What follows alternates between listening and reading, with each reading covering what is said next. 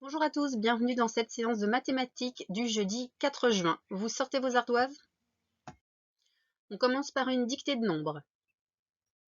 Je vous en donne 4, vous les laissez sur votre ardoise, on corrigera après les 4. Alors, le premier, 8059. 8059. Ensuite, 9678. 9678. Ensuite, 8093. 8093. Et le dernier, 9480. 9480. Je les relis tous une fois avant que l'on corrige. 8059, 9678, 8093 et 9480. On corrige.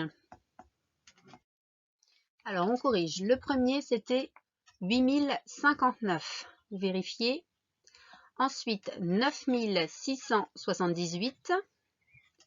Puis, 8093. Et enfin, 9480.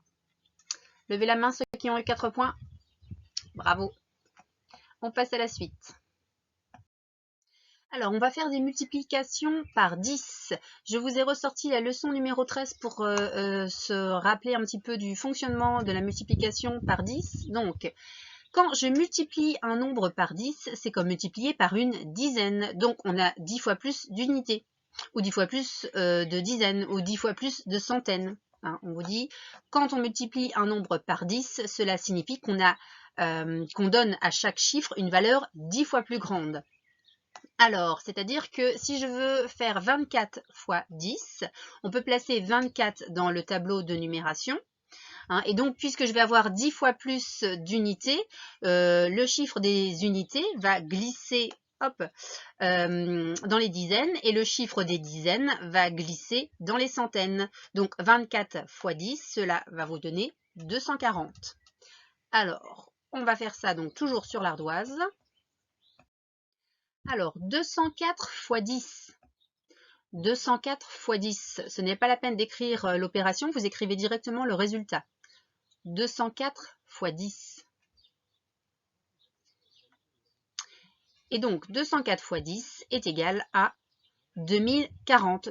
Multiplié par 10, on a dit c'est multiplié par une dizaine. Donc, si on a dit que l'on glissait tout, les unités glissent chez les dizaines, le chiffre des dizaines glisse chez les centaines et le chiffre des centaines glisse chez les unités de 1000. Hein. C'est 204 fois 10, c'est multiplié, c'est 204 dizaines. Donc dans mon tableau, je place un 0 chez les unités.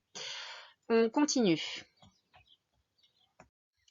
Alors, le suivant, 653 fois 10. 653 fois 10. Vous écrivez directement le résultat. Donc, une fois que vous avez compris le principe, hein, c'est pas compliqué, multiplié par 10. Donc, 653 multiplié par 10 est égal à 6530. Vous vérifiez. Hein, donc, vous voyez, là, on a 653 dizaines. Hein, et donc, c'est égal à 6530. On continue. 710 fois 10. 710 fois 10.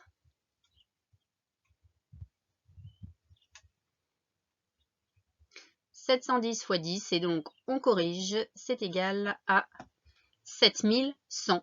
Je place un 0 donc chez les unités. 710 dizaines, c'est égal à 7100. On continue. 678 fois 10. 678 fois 10. 678 fois 10, et on corrige, c'est égal à 6780. Si vous avez besoin, vous prenez votre tableau de numération. Vous faites l'exercice sur votre tableau de numération. Et le dernier, 999 fois 10. 999 fois 10. Et on corrige, donc 999 fois 10, c'est égal à 9990. Alors, puisque vous avez tout compris, on va maintenant multiplier par 100. Mais par 100, c'est le même principe. On va regarder ça. Alors, si l'on doit multiplier 32 par 100, puisque multiplier par 10, c'était multiplié par une dizaine, là, multiplier par 100, ça va être multiplié par une centaine. C'est-à-dire que je vais avoir 100 fois plus d'unités, 100 fois plus de dizaines. Donc là, j'ai placé 32 dans mon tableau, hein, comme on avait placé 24 tout à l'heure. Donc, cette fois, je vais faire glisser mes chiffres, mais cette fois de 2 cases. Alors,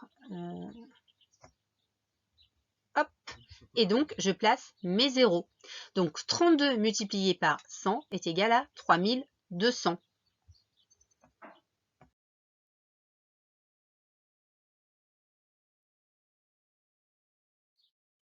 Alors, 56 fois 100, vous allez essayer de le faire. Vous pouvez faire comme moi, utiliser votre tableau de numération si vous avez besoin. Ici, j'ai placé 56 dans mon tableau. Vous devez le multiplier par 100, c'est-à-dire multiplier par une centaine. Donc, souvenez-vous, je vais avoir, donc je vais vous le montrer en même temps, je vais avoir 100 fois plus d'unités et 100 fois plus de dizaines. Donc, j'ai déplacé ici mes unités, hein, je les ai fait glisser de 2 cases puisque j'en ai 100 fois plus. Et mes dizaines, c'est pareil, je les déplace de 2 cases puisque j'en ai 100 fois plus. Hop, et si je lis donc mon tableau, multiplié par 100, on a bien dit que c'était multiplié par une centaine. Donc, j'ai 56 centaines.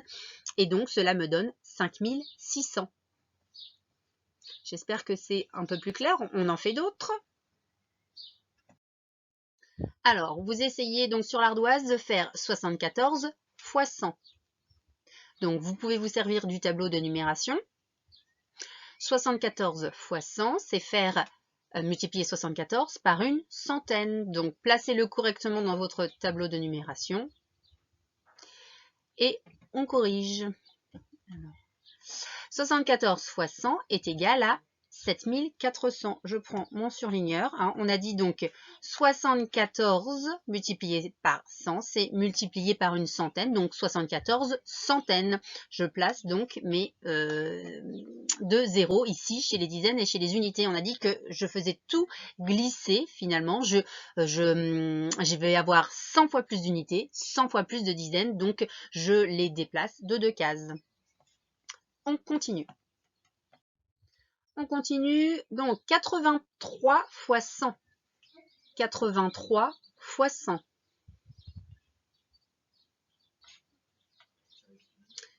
83 fois 100, on corrige, donc est égal à 8300. J'ai 83 centaines, donc je place mes zéros. Alors, le dernier, 21 fois 100. 21 fois 100. Vous avez compris le principe maintenant. Donc, 21 fois 100 est égal à 2100. J'espère que tout le monde a compris. Si vous avez besoin que l'on revoie encore ça, vous me mettez un petit mail. Alors, vous allez pouvoir faire pause pour aller chercher votre polycopier sur les horaires de tramway. Alors, vous faites pause et ensuite, on explique un petit peu comment est-ce que l'on va pouvoir lire ce document. Alors, c'est bon, vous êtes prêts? Si vous n'avez pas le document, c'est pas grave, vous le faites directement avec le document qui est affiché à l'écran.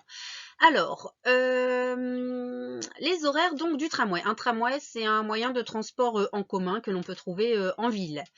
Alors, ici, vous avez les différents arrêts, donc le départ de notre tramway ici, hein, il part de La Hève. Il va desservir donc plusieurs endroits, plusieurs arrêts, et il va arriver jusqu'à la plage. Donc, ce sera le dernier arrêt. On vous donne ici, donc vous avez deux colonnes avec les horaires. Donc le premier, donc ça c'est le premier tramway, il va partir, on a l'horaire de départ à 16h01. Vous allez ensuite avoir l'horaire à chaque arrêt, à chaque fois, et donc l'horaire d'arrivée à la plage. Il y a un second tramway, hein, vous voyez, lui il va partir à 16h16, il va desservir également donc les différents arrêts et il arrivera à 16h29. Alors, vous avez également d'autres informations sur ce document. Vous avez ici des petits icônes en fauteuil roulant. En fait, c'est pour savoir à quel endroit est-ce que l'arrêt est adapté aux personnes handicapées. Où est-ce qu'ils peuvent monter dans ce fameux tramway. Alors, on va regarder maintenant les questions.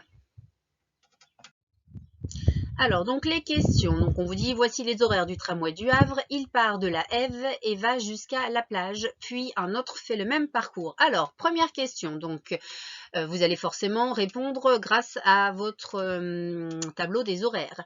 Combien de fois va-t-il s'arrêter? Je vous ferai pause après, hein, je lis avec vous les questions d'abord. Ensuite, à combien d'arrêts une personne handicapée peut-elle monter? Question numéro 3. Combien de temps faut-il pour faire tout le parcours? Combien faut-il de temps entre l'arrêt Gibart et l'arrêt Les Guêpes? Et dernière question, combien de minutes d'écart y a-t-il entre les deux tramways? Je vous laisse faire pause et on corrige après. Donc vous répondez directement sur votre feuille. Si vous ne l'avez pas, eh bien vous prenez un cahier ou une feuille. On corrige, vous sortez votre stylo vert. Si vous n'avez pas eu le temps, hein, vous faites pause. Hein. Alors, on corrige, donc vous prenez votre stylo vert. Première question, combien de fois le tramway va-t-il s'arrêter? Eh bien, donc on partait de la Ève, donc il suffisait de compter les arrêts après. Donc 1, 2, 3, 4, 5, 6, 7, 8, 9, 10, 11, 12, 13, 14. Il va s'arrêter 14 fois. À combien d'arrêts une personne handicapée peut-elle monter? Donc, il suffisait de compter les petits pictogrammes. Hein. En fait, les personnes handicapées ont besoin de savoir quelles stations sont adaptées. Donc, il y en a 8.